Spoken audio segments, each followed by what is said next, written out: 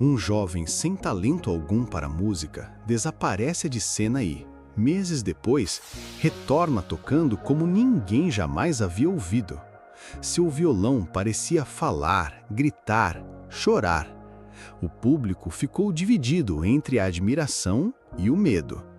Como alguém poderia se transformar tão rápido em um dos maiores músicos da história do blues? Foi aí que nasceu a lenda. A ideia de que Robert Johnson não havia apenas aprendido a tocar, mas que teria feito algo muito mais sombrio. Dizem que em uma encruzilhada esquecida no Mississippi, ele teria encontrado o próprio diabo e entregado a alma em troca de talento eterno. Curiosofobia. No coração do Mississippi, onde o calor se mistura à poeira das estradas e os campos de algodão parecem não ter fim, nasceu um menino que ninguém poderia imaginar que se tornaria uma lenda. Robert Johnson cresceu cercado pela miséria, pela segregação e pelo canto de vozes que ecoavam sofrimento e esperança. Essas vozes eram o blues em sua forma mais primitiva, ainda sem nome para muitos, mas já pulsando no sangue de quem só tinha música como refúgio. Para entender a infância de Robert, é preciso imaginar o peso da vida naquele lugar. Crianças negras nasciam destinadas ao mesmo trabalho dos pais, jornadas intermináveis sob o sol, vivendo sempre à sombra de injustiças. Mas Robert parecia diferente. Ele escutava com atenção cada canção improvisada nos campos, cada melodia que surgia como um desabafo. Desde cedo, ele absorvia aquele universo sonoro como se fosse parte do próprio corpo. Mas isso não significava que ele fosse um talento natural. Pelo contrário, quando tentou tocar violão, o resultado foi decepcionante. Muitos vizinhos e músicos locais riam de sua falta de habilidade. Diziam que ele era apenas um garoto insistente, alguém que jamais alcançaria a intensidade dos verdadeiros mestres do blues. Essa rejeição inicial o marcou profundamente. E ainda assim, Robert não desistiu. Com um violão barato sempre às costas, ele passava noites tentando extrair os sons que traduzissem sua alma. Mas a cada tentativa frustrada, crescia a sensação de que estava se aventurando em algo que não lhe pertencia. Foi então que, de repente, desapareceu. Por meses, ninguém sabia ao certo para onde havia ido. Naquela época, desaparecer não era incomum. Muitos jovens migravam em busca de melhores condições, fugindo da dureza das plantações ou de ameaças constantes. Mas no caso de Robert, havia algo diferente. Sua ausência não parecia apenas uma fuga. Ela transmitia a sensação de que ele estava em busca de algo específico, algo que ia além da sobrevivência. Quando ele reapareceu, todos perceberam a diferença. O jovem considerado apenas mediano voltou transformado. Sua habilidade com violão era quase inacreditável. Os dedos se moviam com uma velocidade e precisão impressionantes, e sua voz tinha um peso emocional que arrebatava qualquer um que o ouvisse. Era como se Robert tivesse encontrado um segredo que ninguém mais conhecia. Essa transformação repentina levantou suspeitas. Como alguém que mal sabia tocar poderia voltar dominando o instrumento com tanta maestria? O Mississippi era um território fértil para superstições, e a explicação logo surgiu. Robert Johnson teria feito um pacto. E a encruzilhada, presente na cultura afro-americana como espaço de encontros sobrenaturais, tornou-se o cenário perfeito para explicar o inexplicável. A ideia de vender a alma em troca de talento não era nova, mas no caso de Robert, ela parecia assustadoramente plausível. Ele não apenas tocava como ninguém, mas também compunha letras que soavam como pistas, como confissões de um segredo sombrio. Isso alimentava ainda mais a lenda. Para quem o ouviu de perto, a sensação era de que sua música não era apenas tocada, mas invocada. Cada acorde parecia carregar uma força sobrenatural, e cada letra atingia a alma em um nível quase doloroso. O menino rejeitado havia se tornado um mestre, e essa mudança inexplicável consolidou o mito que atravessaria gerações, o do homem que foi até a encruzilhada e entregou tudo em troca de música. O que você acha? Robert Johnson realmente fez um pacto em troca de talento ou tudo não passa de lenda? Conte pra gente aqui nos comentários. E assim, mais do que um rumor, a lenda começou a se confundir com a realidade. Robert Johnson já não era apenas um músico, era um enigma. E se realmente havia feito um pacto, o que ele ganhou naquela noite fatídica era apenas o começo de uma história que terminaria cedo demais, mas deixaria cicatrizes eternas na música e no imaginário popular. Quando Robert Johnson voltou às estradas do Mississippi, sua presença já não era a mesma. A cada acorde, a cada nota arrancada do violão, parecia haver algo invisível pairando no ar, como se uma força misteriosa o acompanhasse. O público, que se reunia em bares decrépitos, esquinas iluminadas apenas pela lua e por lamparinas improvisadas, descrevia a experiência de ouvi-lo como uma mistura de êxtase e desconforto. Alguns sorriam fascinados, outros desviavam o olhar como se estivessem diante de algo que não compreendiam completamente. É nesse momento que a lenda do pacto ganha forma. As pessoas, incapazes de explicar como aquele garoto desajeitado havia se transformado em um músico virtuoso, começaram a buscar respostas em histórias antigas. A encruzilhada, lugar de encontro entre o mundo dos homens e o dos espíritos, surgia como explicação inevitável.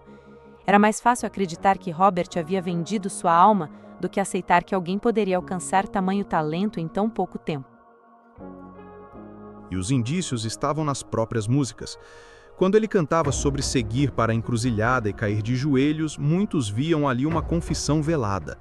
Quando suas letras falavam sobre cães infernais o perseguindo ou sobre a sensação de estar marcado por algo maior, parecia impossível ignorar a ligação com o sobrenatural.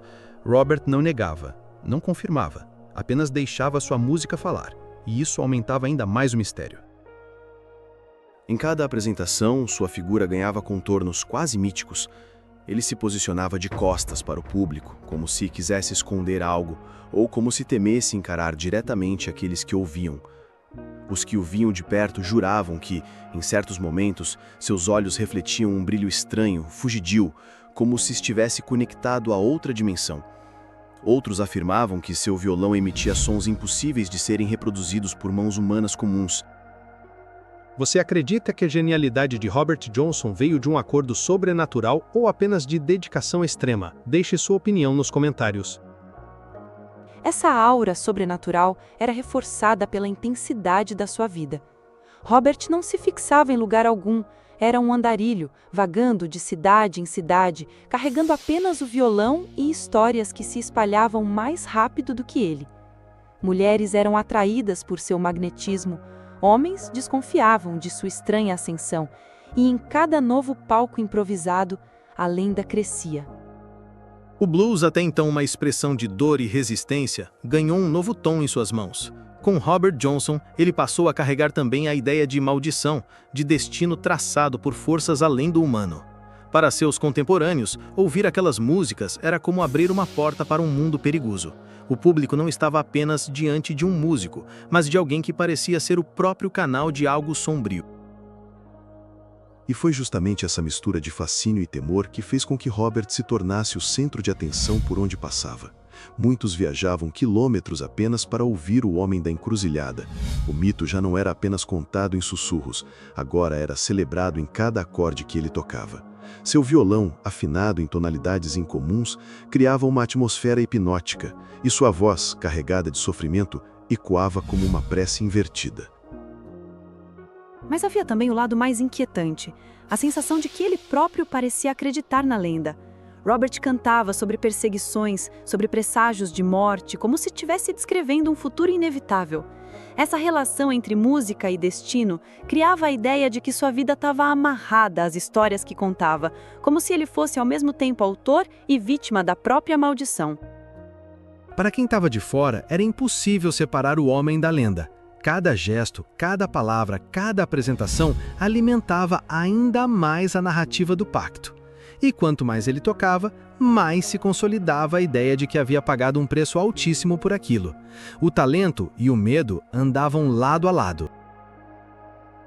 No auge dessa transformação, Robert Johnson já não era apenas um músico itinerante do sul dos Estados Unidos. Ele se tornara uma figura que ultrapassava as fronteiras do real e do imaginário. Para alguns, era a prova viva de que forças ocultas podiam intervir no destino dos homens. Para outros, era apenas o reflexo do sofrimento transformado em arte. Mas em ambos os casos, sua música soava como um chamado, como se viesse de um lugar onde nem todos tinham coragem de entrar. E foi essa dualidade, a genialidade incontestável e o peso da maldição que parecia persegui-lo, que fez com que seu nome começasse a ecoar muito além do Mississippi. Ainda que vivesse como um andarilho, Robert Johnson já estava destinado a se tornar um mito. Um mito cuja intensidade carregava não apenas o brilho do talento, mas também as sombras de um pacto que muitos acreditavam ter sido real. Na noite abafada de agosto de 1938, em Greenwood, Mississippi, Robert Johnson se apresentava em um pequeno bar. O lugar estava cheio, a fumaça dos cigarros formava uma névoa sobre as cabeças, e o som de sua guitarra, cortante e hipnótico, parecia comandar cada respiração no salão. Ele estava no auge de sua força criativa, como se tivesse alcançado aquilo que sempre buscou. Mas ninguém poderia imaginar que aquela seria uma das últimas noites em que sua voz e seu violão ecoariam pelo mundo. Muitos relatos daquela noite se contradizem, mas há um detalhe que permanece em quase todos. Johnson parecia diferente. Alguns diziam que sua expressão estava sombria, como se carregasse o peso de um segredo insuportável. Outros juravam que ele parecia exausto, como se sua vitalidade estivesse sendo sugada a cada acorde. E há ainda a história da garrafa de uísque, uma bebida que, segundo testemunhas, lhe foi entregue e envenenada. Não se sabe ao certo se foi um crime passional, fruto de ciúmes, ou um ajuste de contas. Mas a consequência foi clara. Robert Johnson caiu doente, debilitado e nunca mais se recuperou. Durante dias, Robert definhou em silêncio, sem acesso a cuidados médicos adequados. Isolado em um quarto simples, agonizava entre febres e delírios. Alguns diziam que ele gritava em meio às madrugadas, como se estivesse conversando com algo invisível. Outros afirmavam que ele parecia lutar contra presenças que só ele podia ver. Para muitos, aquilo não era apenas o efeito de um veneno, mas o pagamento de uma dívida muito mais profunda. Aos 27 anos, Robert Johnson se tornou parte de um enigma. Sua morte precoce se juntou a um padrão que mais tarde ganharia fama, a maldição do chamado Clube dos 27. Artistas que, como ele, alcançaram grandeza em pouco tempo, mas tiveram suas vidas interrompidas de maneira trágica. Mas há algo ainda mais inquietante em sua história. Ao contrário de outros músicos, Johnson deixou apenas 29 músicas gravadas. Apenas 29, pouco mais de 2 sessões de gravação no total. E mesmo assim, esse pequeno legado foi suficiente para moldar gerações inteiras. Do rock ao blues moderno, do jazz às músicas de protesto. Seu som ecoou muito além das plantações e bares de estrada do Mississippi. Décadas depois, músicos como Eric Clapton, Keith Richards e Jimmy Page declarariam abertamente sua admiração por Johnson. Suas músicas foram reinterpretadas, regravadas e veneradas como relíquias. O jovem que fora ridicularizado por sua inabilidade na guitarra e que depois retornara com habilidades sobre-humanas, havia se tornado imortal. A imagem da encruzilhada continuava perseguindo sua memória. Se ele realmente vendeu sua alma ao diabo, ninguém jamais saberá. Mas o simples fato de a lenda ter sobrevivido por tantas décadas prova algo ainda mais poderoso. A humanidade precisa de histórias que ultrapassem a realidade, histórias que transformem artistas em mitos. E talvez seja justamente esse o maior legado de Robert Johnson. Não apenas a música que deixou, mas o mistério que criou.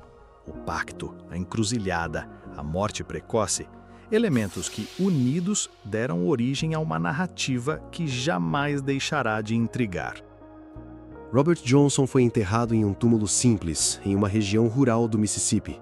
Até hoje não se sabe ao certo onde repousam seus restos mortais. Existem 3 lápides diferentes reivindicando sua memória. 3 locais em que os fãs deixam flores, garrafas de uísque, violões como oferenda.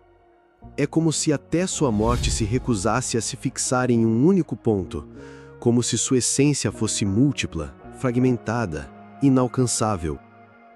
E essa incerteza apenas reforça a sua aura, porque quando uma vida é cercada por perguntas sem respostas, ela se torna eterna. Robert Johnson nunca foi apenas um músico, ele se tornou um enigma, um eco daquilo que mais assusta e fascina o ser humano, a ideia de que, para alcançar a grandeza, talvez seja necessário pagar um preço impensável. Na encruzilhada onde tudo teria começado, no coração das estradas poeirentas do Mississippi, o silêncio ainda guarda segredos. E, se alguém se arriscar a parar ali, no meio da noite, pode jurar ouvir ao longe o som de uma guitarra, um lamento que parece atravessar gerações, como se fosse a própria cicatriz deixada pelo pacto. A eternidade para o Robert Johnson não veio da vida, mas do mistério que sua morte deixou para trás. Se essa história de talento, mistério e encruzilhadas te deixou fascinado, imagine quantas outras lendas ainda estão escondidas pelo mundo, esperando para serem descobertas. Aqui no Curiosofobia, exploramos os segredos, os enigmas e os mistérios que fazem a história parecer maior do que a vida. Então não esqueça de se inscrever, ativar o sininho e deixar seu comentário. Você acredita que Robert Johnson realmente fez um pacto com o diabo? Ou seu talento era apenas fruto de obsessão e dedicação? Sua opinião pode acender novas conversas e teorias aqui no canal.